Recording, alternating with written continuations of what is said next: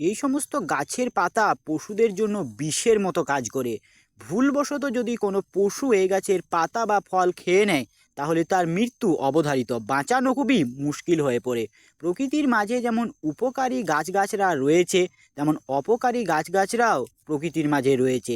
এই সমস্ত অপকারী গাছের পাতা, ফল অথবা গাছের ছাল যদি ছাগল বা যে কোনো গবাদি পশু কোনোভাবে খেয়ে নেয়, তাহলে তাদেরকে বাঁচানো খুবই মুশকিল হয়ে যায়। একসময় পশু মারা যায় এই সকল গাছের পাতায় বিষক্রিয়ার ফলে। আজ তেমনই তিনটি গাছের পাতা সম্বন্ধে বা তিনটি গাছ সম্বন্ধে জানব, যেগুলো পশুদের জন্য একবারে মারাত্মক ক্ষতি করতে পারে, বা আপনার খামারের যে কোনো পশু যদি কোনোভাবে খেয়ে নেয়, তাহলে তাদের মৃত্যু অবধারিত। নমস্কার প্রিয় বন্ধুরা, আপনারা দেখছেন ন্যাচারাল বিউটি গোবিন্দ নায়ক ইউটিউব চ্যানেল। আমার এই ছোট্ট চ্যানেলে আপনাদের সবাইকে অনেক অনেক স্বাগত। যারা আমার মতো মাঠে ঘাটে চড়িয়ে ছাগল পালন করে থাকেন, অর্থাৎ মুক্তচারণ পদ্ধতিতে ছাগলের খামার করে থাকেন, তাদের জন্য আজকের এই ভিডিওটি বিশেষ গুরুত্বপূর্ণ। কারণ তারা মাঠে ঘাটে নানান জায়গায় ছাগলগুলোকে চড়িয়ে বেড়ায় এবং সেখানে এই সমস্ত গাছগুলো থাকতে পারে, এবং এই গাছের পাতা থেকে বা এই গাছগুলো থেকে ছাগলকে সবসময় দূরে রাখার চেষ্টা করবেন। চলুন জেনে নেওয়া যাক সেই সমস্ত বিষাক্ত গাছগুলো সম্বন্ধে। প্রথম যে গাছটির নাম আমি বলবো সেটি হলো ঢোল কলমি। এই গাছটিকে আমাদের এখানে কলমি নামেই চেনে। তবে এই গাছটি কিন্তু ওই কলমি শাক নয়। কলমি শাকগুলো লতা মতো হয়, আর এই গাছের কাণ্ডটা বেশ শক্ত হয়। এগুলোকে ঢোল কলমি বলা হয়। এই ঢোলকলমি গাছের পাতা এবং ফল উভয়ই ছাগল বা যে কোনো গবাদি পশুর জন্য ভীষণ ভয়ঙ্কর। এই ঢোলকলমি গাছের ফল যদি ছাগল কোনোভাবে খেয়ে নেয়, তাহলে ছাগলের কিছুক্ষণের মধ্যেই মৃত্যু অবধারিত।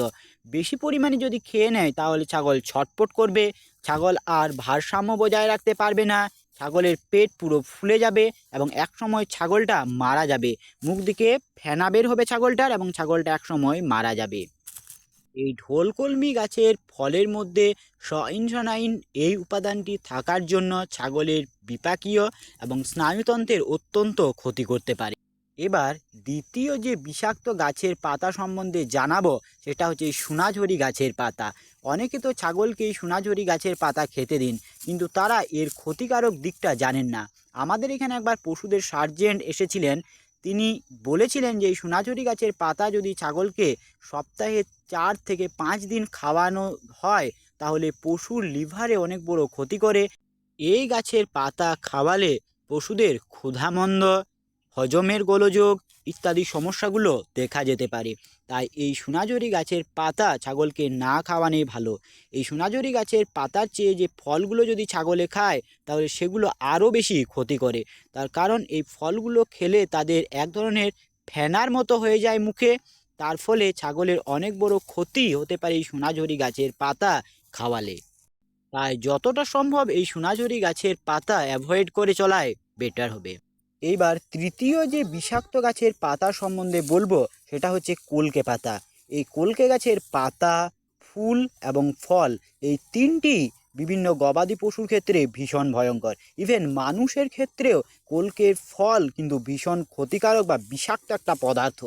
আপনার বাড়ির আশেপাশে যদি কলকে গাছ থাকে এবং সেখান থেকে যদি কলকের ফল পড়ে থাকে গাছের তলায়, তাহলে আপনি আপনার পশুকে অবশ্যই সাবধানে রাখবেন, এবং যতটা সম্ভব সেই কলকের ফলগুলো যখন গাছের নিচে পড়ে থাকবে, সেগুলোকে অনেক দূরে কোথাও ঝোপের মধ্যে ফেলে দেবেন। তার কারণ হচ্ছে যদি কোনোভাবে এই কলকের ফল ছাগলে খেয়ে ফেলে, তাহলে কিন্তু ছাগলকে বাঁচানো অনেকটা মুশকিল হয়ে যায়। সুতরাং আপনার পশুকে যত্নে রাখা বা আপনার পশুকে সাবধানে রাখার দায়িত্ব আপনারই রয়েছে।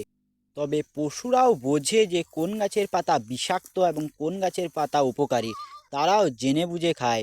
তবে অনেক ছাগলের অভ্যাস আছে, আমি দেখেছি যে এই ঢোলকলমি গাছের পাতাগুলো কিন্তু খায়। আমাদের একটা সাদা রঙের ছাগল ছিল আগে। সেই ছাগলটিকে ছেড়ে দেওয়ার মাত্রই দৌড়ে সেই ঢোলকলমি গাছের পাতাগুলো খাওয়ার জন্য ব্যস্ত থাকতো। সেই ছাগলটিকে আমি বিক্রি করে দিয়েছি। ছাগলটার কোনোদিনও শরীর লাগতো না। আর এই ঢোলকলমি গাছের পাতা যদি ছাগলে নিয়মিত খায়, তাহলে কিন্তু ছাগল রোগায় থাকবে, সেই ছাগলের স্বাস্থ্য কখনোই ভালো হবে না। আজকের ভিডিওটি কেমন লাগলো তা অবশ্যই জানাবেন। আপনার যদি এরকম কোনো বিষাক্ত গাছ সম্বন্ধে জানা থাকে অবশ্যই কমেন্টের মাধ্যমে জানাবেন। ধুতুরা গাছের পাতা, ফল এবং ফুল কিন্তু ছাগলের জন্য ভীষণ ভয়ঙ্কর, সেটাও আমি এই ভিডিওতে জানিয়ে রাখলাম। ভিডিওটি দেখার জন্য ধন্যবাদ। ভালো থাকবেন, সুস্থ থাকবেন। জয় কৃষাণ।